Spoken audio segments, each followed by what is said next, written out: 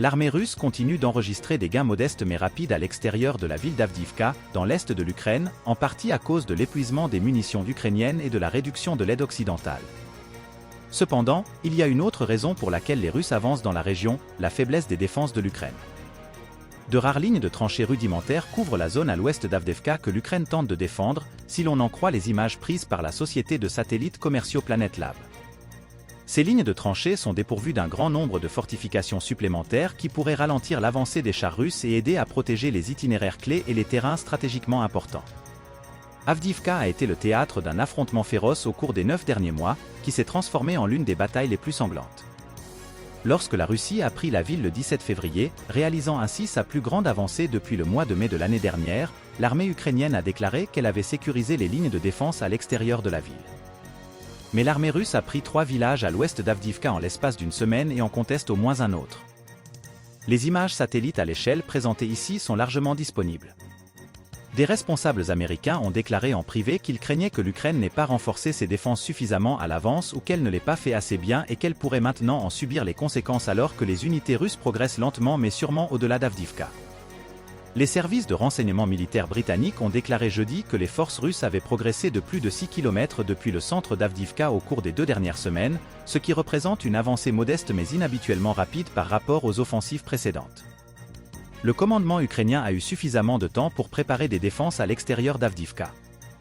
La zone est attaquée depuis 2014 et l'Ukraine la tient faiblement depuis que la Russie a commencé le conflit il y a 2 ans. Toutefois, les défenses ukrainiennes à l'extérieur d'Avdiivka ne sont que des fortifications rudimentaires en terre, souvent dotées d'une tranchée de raccordement permettant à l'infanterie d'atteindre les positions de tir les plus proches, mais rien de plus. Les défenses plus solides de la Russie.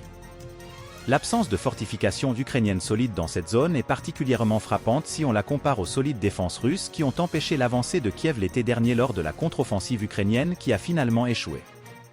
Les fortifications russes situées à l'extérieur du village méridional de Verbovoie, que l'Ukraine a tenté en vain de reprendre cet automne, présentent une image très différente. Contrairement au village faiblement fortifié, Verbovoie possède un anneau concentrique de fortifications. Tout commence par une tranchée suffisamment large pour piéger les chars et les véhicules blindés qui avancent. Elle est suivie d'un réseau de barrières en ciment, également utilisé pour arrêter les véhicules, et enfin d'une large tranchée pour l'infanterie. Des images satellites prises en février montrent les différentes couches de défense russes à l'ouest de Verbovoie. Des milliers de cratères d'obus sont visibles dans les champs adjacents. Une option très coûteuse.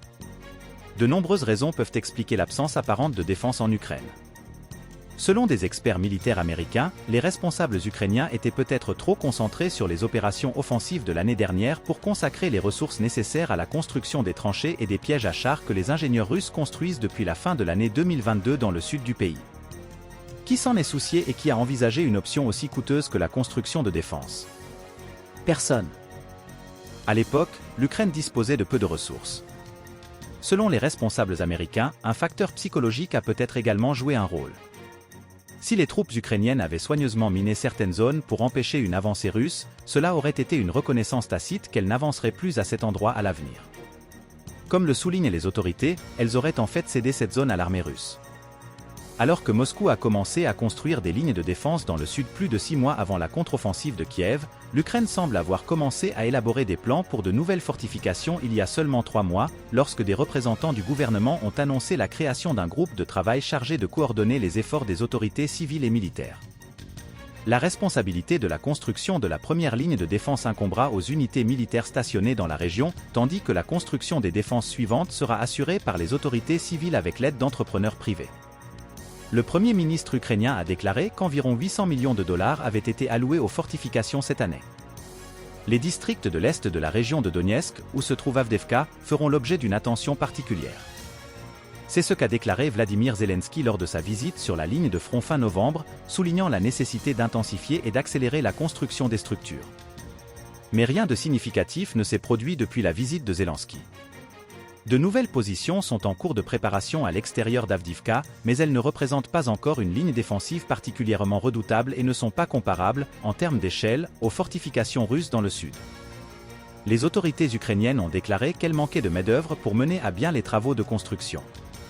À la mi-janvier, des responsables locaux de la région occidentale d'Ivano-Frankivsk ont déclaré qu'ils recherchaient 300 travailleurs prêts à participer à la construction de fortifications dans la région de Donetsk, à plus de 800 km à l'est.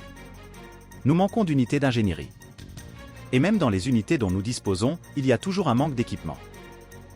En comparaison, la Russie disposait de bien plus d'équipements, de matériel et de personnel expérimenté lorsqu'elle a construit ses lignes de défense.